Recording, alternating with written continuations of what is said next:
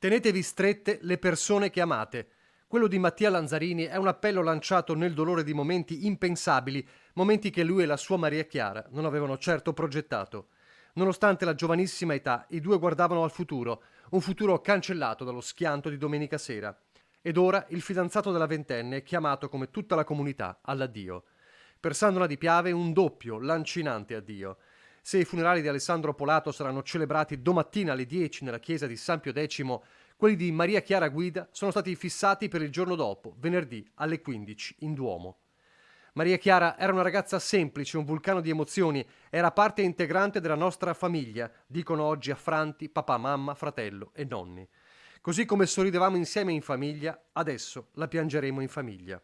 E anche da loro arriva un accorato appello a tutti, soprattutto ai giovani. Quando si conduce un'auto, una moto o un veicolo in generale, è come se si avesse un'arma in mano che può causare danni irreparabili e stravolgere le vite di tante persone, come è successo in questo caso. 2 vittime, 5 famiglie distrutte. Ragazzi, siate prudenti.